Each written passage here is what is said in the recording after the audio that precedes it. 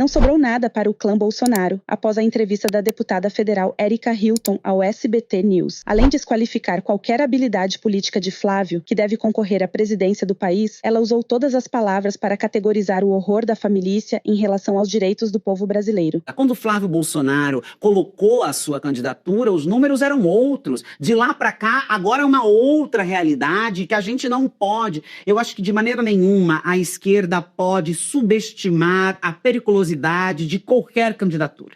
Nós não podemos trabalhar num cenário de que está tudo ganho, é tudo nosso, porque esse cenário não existe. As eleições passadas foram muito acirradas. Obviamente, Flávio Bolsonaro não é Bolsonaro, traz consigo também uma rejeição grande pelo nome Bolsonaro, mas qual é o palanque de segundo turno que nós teremos a partir dessas movimentações que partidos de centro estão fazendo, né? Então eu acho que há, sim, uma possibilidade real de que nós vençamos as eleições de 2026. O presidente Lula tem tudo para levar essas eleições, mas nós precisamos fazer um trabalho de base sério. As entregas do governo precisam ser destacadas. O governo teve uma vitória importantíssima com a redução dos impostos, vai entregar o fim da escala 6x1 aos trabalhadores, e nós, nas nossas bases, durante as nossas campanhas, teremos que atuar como cabo eleitoral do projeto que nós acreditamos de Brasil, sem perder o olho das movimentações que centro e direita, extrema direita, estarão fazendo. Eu acho que todo esse movimento, né, que Flávio Bolsonaro tem feito, ele nos ajuda. Porque Flávio Bolsonaro tem agido como se fosse um candidato quase que divino. Tem que ser porque não é uma pessoa habilidosa politicamente, né? A senhora já conversou com ele?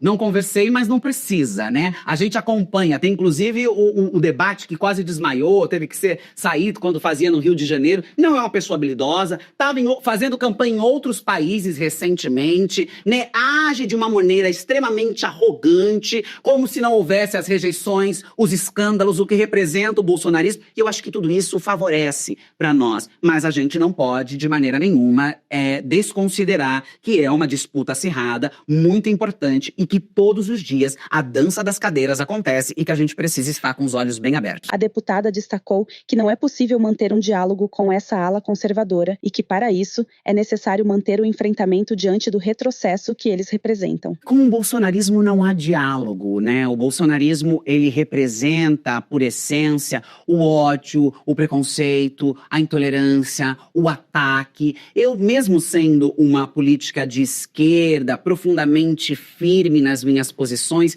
que você perguntar para os meus colegas na Câmara, sou uma política de diálogo. Eu converso com todo mundo, eu dialogo com todo mundo, eu converso com o líder do PL quando necessário, converso com os líderes do Centrão quando necessário, porque acredito que a política demanda este diálogo. Agora, não é possível dialogar com quem não quer dialogar, não é possível dialogar com quem tem como prática o ataque, a ofensa, o desrespeito. E o tempo todo, Eduardo Bolsonaro, por exemplo, tem como postura atacar, ridicularizar. Faz isso com a minha imagem desde os Estados Unidos, aliado com aquele empresário amigo dele que estão lá foragido. A família Bolsonaro sempre atacou a pauta dos direitos da população LGBT, das minorias, de mulheres trans, de pessoas vulnerabilizadas. Como é que eu posso falar com um grupo, com uma família, que o seu maior desejo, e não escondido, mas muito abertamente, é me ver morta? O presidente Bolsonaro disse que preferia um filho morto, filho bandido, a um filho LGBT, que negros deveriam ser logo com todo mundo. Eu converso com o líder do PL quando necessário, converso com os líderes do Centrão quando necessário, porque acredito que a política demanda este diálogo. Agora, não é possível dialogar com quem não quer dialogar, não é possível dialogar com quem tem como prática o ataque, a ofensa, o desrespeito. E o tempo todo, Eduardo Bolsonaro, por exemplo, tem como postura atacar, ridicularizar. Faz isso com a minha imagem desde os Estados Unidos, aliado com aquele empresário amigo dele que estão lá foragido. A família Bolsonaro sempre atacou a pauta dos direitos da população LGBT, das minorias, de mulheres trans, de pessoas vulnerabilizadas. Como é que eu posso falar com um grupo, com uma família, que o seu maior desejo, e não escondido, mas muito abertamente, é me ver morta? O presidente Bolsonaro disse que preferia um filho morto, filho bandido, a um filho LGBT, que negros deveriam ser pesados em arroba, entre tantas outras falas que eu poderia resgatar Como é que eu posso dialogar ou buscar ponto de contato com aqueles que me enxergam como menos humana, como menos cidadã, como menos digna de ocupar, inclusive, uma cadeira de deputada, porque se sentem superiores a mim pela sua raça, pela sua identidade de gênero, pelo lugar por onde passaram? Então, com estas pessoas, o único contato que eu tive foi com as ações judiciais que eu sempre movi contra a família Bolsonaro. Desde quando eu era vereadora até agora, eu sempre tenho uma enxurrada de ações contra a família Bolsonaro que o tempo todo está recorrendo em crimes. Eles praticam crimes o tempo inteiro. Eu não sei se a gente pode falar que é uma família ou se é uma facção criminosa. A deputada denuncia o grave. Para a parlamentar, uma parcela de eleitores que apoiam o Bolsonaro quer, entre outras coisas, reviver a ideia de Ku Klux Klan e neonazismo. Uma parcela desse eleitor comunga dessas ideias e querem reviver uma ideia de Ku Klux Klan, de neonazismo, de perseguição à luz do dia a minorias sociais, e não à toa nós vimos uma crescente no governo Bolsonaro de grupos neonazistas, de organizações que atacavam moradores em situação de rua, tortura animal, desafios nas plataformas digitais, porque são estimuladas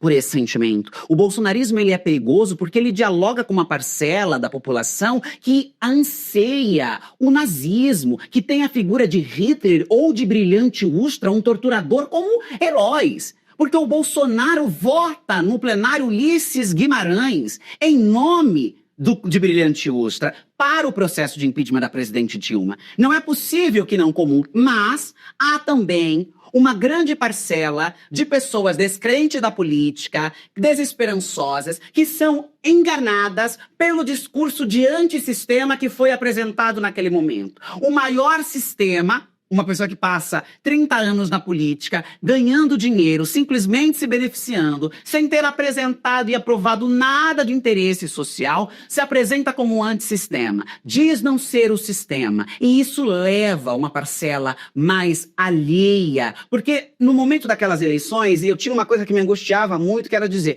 todo mundo que vota em Bolsonaro é fascista. Eu acho que isso é um erro gigantesco.